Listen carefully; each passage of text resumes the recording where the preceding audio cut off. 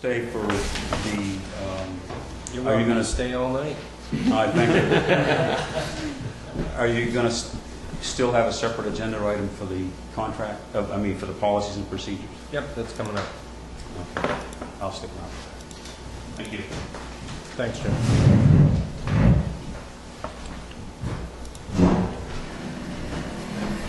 All right, unscheduled public comment number 1. Mr. Mankus. Oh, I couldn't fit right in here. I think that overall, I have a lot of comments about cable in general, which I'll save for another day. Basically, your committee, if we pull the curtain back, the committee was of the wrong political color, so they were abolished. The only guy that's left is the right political color. So it was political, and the abolishment was political. Let's face the facts. Okay? Now, skipping over that part, this guy sitting next to me here is the only person I know in town who has the technical capability to do what we really need to do, and that is to put the meetings on the internet, so they're on demand. There's only half the people or less even have cable. Cable may be obsolete in 5 years. You could write a 10-year contract and find out 10 years from now it's a completely different technical aspect. You know, it might come through the telephone wires or who knows what. It's constantly changing. Mr. Miller is, I know, technically capable of taking meetings and putting them on the internet, right? I've done it in the past. Okay. Now, everybody is working with their own equipment. All of the tapes and everything that were made over all these years were done with private cameras, discs that I bought many of. And so everything, including this meeting, is not town property because it's done with this private equipment. The town owns the camera. We need to get some people who are willing to volunteer of the right political color, get these meetings so they become available. If you put them on the internet, then there are no discs, right there. Right. So if somebody who had this capability, this gentleman, could take the meetings and put them on the internet, they're not a physical disc, they're not owned by anybody, they're out there in cyberspace, which is, I don't understand it the way Jim does. But I think really what we should be moving in the direction for these meetings is to have them on demand on the internet so that someone can say, okay, back in January I want to watch a selectmen's meeting, you can click on it. But just the way it is now, if the disc is on the channel and you miss it, it comes out of the player, goes to a private individual's home, and that's it. And if you wanted to buy 10 of them, you better have a big fat wallet because it could cost you a lot of money. If we could get them on the internet, they'd be free, they'd be available to everybody, whether you had, I think more people have computers than have cable, honestly. So anybody could get these. I think that's really the direction we should be going. There may be more people than Jim have the capability to do that in this town, but if we could culture somebody of the right political color to do that, I think it would be far better than this antiquated system we have going now with cable. May I just comment? Mr. Mankus, I specifically mentioned if that person was on the town's payroll, not if it was a matter of equipment. And I said, so as far as I'm concerned, if Jerry bought that DVD, and if Jerry is not on the payroll, then that is his. That's what we got now. And that's what I'm saying.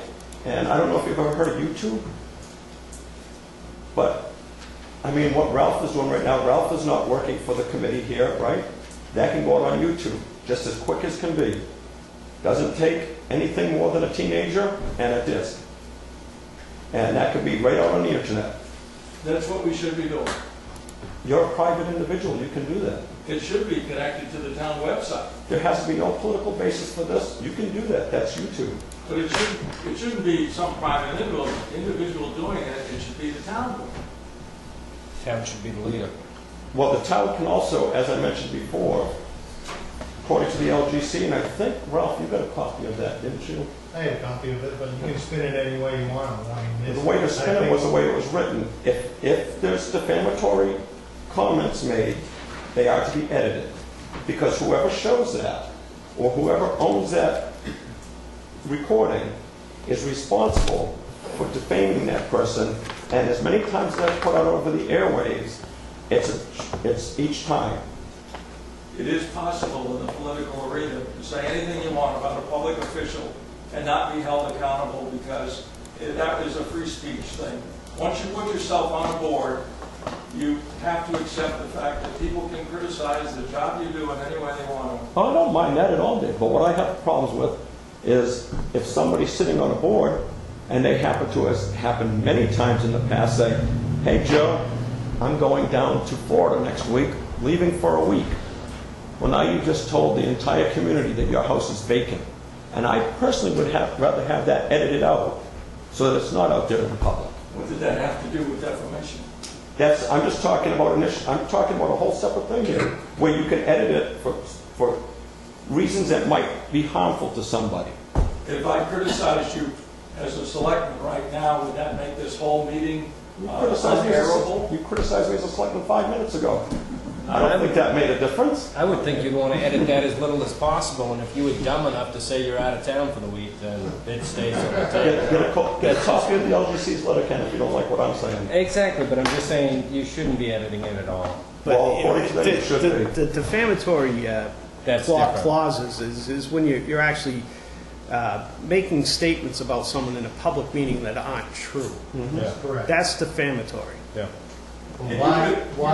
Why edit out of a public meeting things that are said that are true, just because they happen to offend? No, the that's person you're not spoken supposed about? to. That's not- No, you're not supposed to do that. supposed to do You're that. not. That's not the idea. It's If defamatory. you leave it up to certain political agendas, it may be edited out of a thing. That's the spin I was talking about. You can interpret what Christine Gilmore had said by calling something defamatory if only it's offensive to the person that's being spoken about. If it's a true statement, and it's offending one person or one group of people, then that group of people, if they're in charge, That's not defamatory. If it's true, it's not defamatory. that's right. There are people that want to edit those statements out, whether they're defamatory or not. So who decides whether they're true or not? A lawyer. Yeah. Teresa? Well, I have two comments. One is to putting it on the internet. Jim and I had talked about this, and I also think it's a very good idea. I did contact our webmaster to see if that would be something that we could get on there. I'm waiting for a response back from her.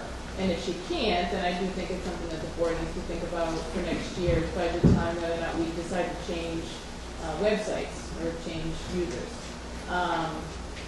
As far as the taping and something going on that if it's being edited, it shouldn't be edited or whatever, I think the board now has a lot more control over that, and I think if somebody that is putting it on there and we're finding out that it doesn't have the proper information, I think that's just something that needs to come back to the board and inform them of it, and then it's dealt with at that level. Well, Teresa, the thing is, this is the policies and procedures. We've had these policies and procedures for a couple of years now. They haven't been followed. Right, and I think And now that's they're what going needs to to be be done. followed. They need to be followed. Right.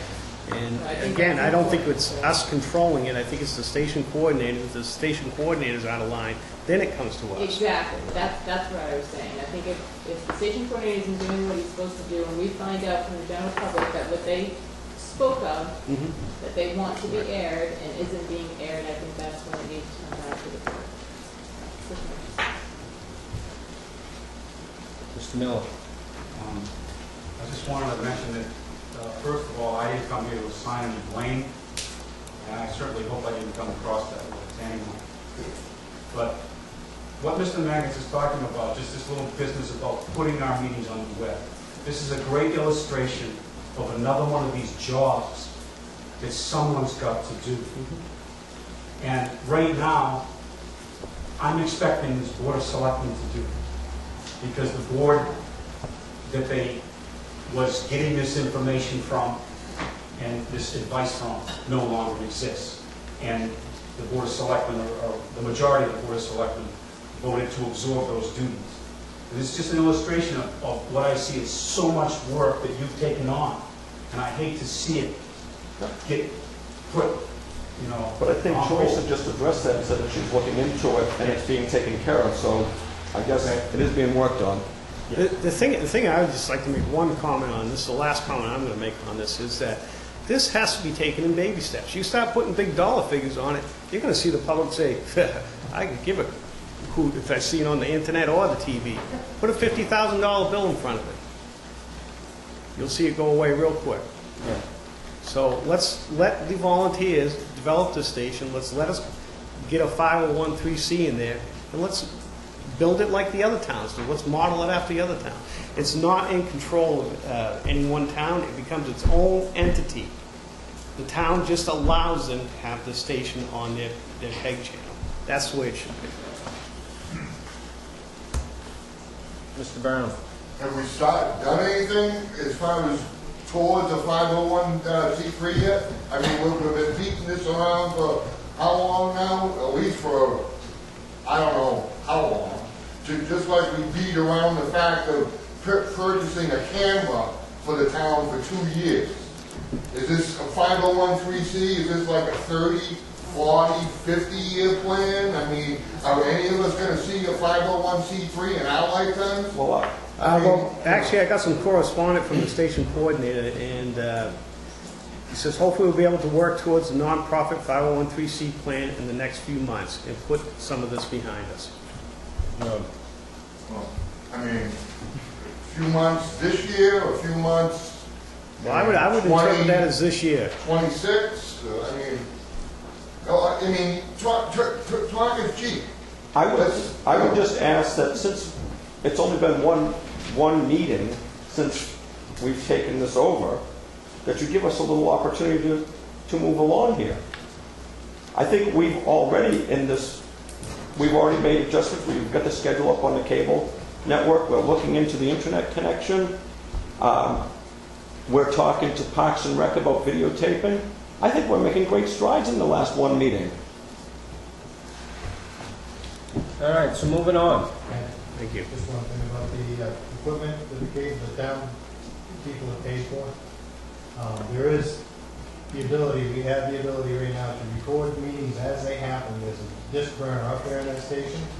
There's 4 cards for 3 players and a 4th player. It's a 5-disc carousel.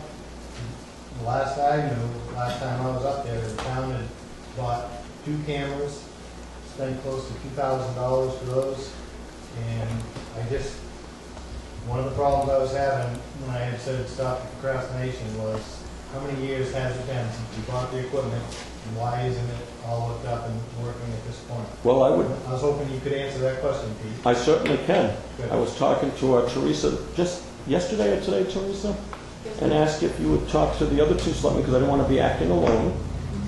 As I mentioned at the beginning of this meeting, if she would talk to Mr. Kenny, who, as I mentioned at the beginning of this meeting, graciously offered his time to see if he could come up and help us install those cameras. And I would like to say that those cameras, I haven't been part of this whole thing until just recently, but those cameras that you just mentioned have been sitting in your hands for a year now. Not mine, for a year. So we are starting to work on things and getting things done. I'll end it with that. All right, moving on. Wakefield Cable Television Policies and Procedures. I think we have one of the public. Go ahead. Hi, my name is Carol Avery. I own a home on Pond Road, and I have an interest in another home on Pond Road. The last 2 winters, I come up every weekend, and I know that Pond Road is not a road that gets maintained. And wondering, what can we do about having it maintained for the number of people that do come up throughout the year to have it plowed so that on Friday night when I get in at 10 o'clock, I don't have to worry about whether or not my car is going to get through it. Is there anything that can be done, being a taxpayer? I think it's currently a Class 6 road. I know nothing about roads. I only know that somebody plows it, and I think it's a private person that lives down there. Yeah, there is. But knowing the road, and when I'm here in the winter and seeing the amount of activity on the road, I'm wondering if any consideration can be made to have it maintained during the winter months. I would, The whole road, I think, would be difficult, because when you get down to that back end of the back, That curve. yeah, the bowl, that it would be difficult to maneuver a plow through that. That road collapses down to be pretty much a camp road. I think most of the year-round residents on that road either get plowed in through Old Stage Road, and at the end of Brackett Road is where it stops on our end. But there are some year-round residents around that corner, but that whole corner there are all seasonal. So I know there are a few year-round residents that live down that road now, so I don't know, but you can see it right here on the map where it closes down. But I know from seeing lights when I'm here, there's a lot of seasonal people who come up throughout. I come every weekend. I spend my February vacation here. I work in the school system at home. I spend my February vacation here. I spend my April vacation here. Yeah, I think what, in my opinion, the only thing we do is have the road agent go down there and see if it's feasible to even get down and get out of that road with a plow. And personally, when it comes down to the classification of road, you have to put it for a petition through the town to change it. Yeah, but I don't think that section where she's at, class 6, because the road deteriorates farther in you go from either end. Right. There's that middle Yeah, section. just that back curve is the one that would Right. be difficult. And the trees, they'd have to remove a lot of trees, because you're not gonna get a plow and you're gonna wade through there. Do you know what your tax map number is and lot number? I was just looking that up under a I name. think there's a sign there about that 56 section is of right road's here. not maintained in the winter anyway. It's that Okay. Cynthia Beaver's old place, actually. Where is it? I'm at 88 Pond Road. It's 56, this lot right It's here. a combined with 86 Pond Road. The road where we stopped plowing is right here at this curve, Okay. right? But this That's well section of road is fairly wide. There are some trees up on this corner here that could be a little bit contentious with a plow, but there is somebody that lives down there year-round now that plows it on his own. But I do know that area has gotten a little bit more populated with people that do come up over, year-round. But you'd have to defer to the road agent on that. There was 2 signs on both ends, that this section of that road is Still not is. maintained. I don't know if The it's- signs Are are they there. still there? They're there. Oh, yeah, they've They've been been there there for forever. years. I've been Yeah. coming up for 50 years. Right. So I remember those signs being there. Is she definitely on class 6? Yep. You might want to talk to the person who handles the plowing of that road and see. I don't even know who it is. It magically is most often done, but I'm thinking, why should one private guy be plowing the whole road if there are 7 or 8 of us who are coming up every single weekend? Well, this is what I'm getting at. If maybe if you talk to our road agent, he might know who does the plowing, for that private section. Yeah. And maybe you could contact them and arrange a schedule, and you could all contribute to help him offset his expenses. So why can't my taxes go to having somebody Class plow another 6, 2 class miles 6 of road, class 6 road, that's why. Yeah, legally, class 6 road we cannot maintain. I just ran into this with another road that we were looking into. You would have to go before the town during town meeting to make it a class 5 road. Which at that point, the selectmen would have to then get the road agent out there to see how much work would need to be done to make it upgrade to a class 5 road. So it's kind of a process. It's up to the board to decide, I think, if they want something like that on the There warrant. should be some work that can be done in that area. Unfortunately, legally, we cannot do anything with class 6. All right, I'm not arguing it, but how come it gets graded after? They can do Summer seasonal maintenance. maintenance to, it's called a summer road to camps or something like that for the RSA. Okay. So they can do any type of summer maintenance, but they can't do Okay. anything after that. All right, so do I get this ball started, or does You would have to get the petition going, yes. you tell me who? You have to get a petition, do we have them in the office here? Or? No, you'd have to write up a warrant article probably she has to write up a warrant article to then, And then have a petition and and then have a petition signatures. under it. You have to get 25 registered voters to sign the petition. So it can't be people that just live on the road. So we got, I know 6 people, so I'm gonna be standing in the center of town, go, help, please. If you want to, are you up the rest of the summer or? school starts in another couple of weeks and I have to be gone, and I know I should have started this earlier. I can look into finding out how, what the wording would be for your warrant article. If Okay. you want me to do that. And then, if you want to give me a call tomorrow or stop by the office, and then I'm going to have, all day tomorrow. And we can see what we can do to get that part going anyway. Okay. And then see what you can do about getting All right. 25 signatures. We can also Hopefully I don't stick with the right people. touch base with the road agent to see Yeah, what the I think cost we of it to bring that road up, because if you're talking $200,000 or $300,000, which I'm assuming you are, to bring it through, it's probably not gonna happen for you, Yeah. realistically. All right, so now we're moving on to cable. The policies and procedures, I did receive the marked up copy.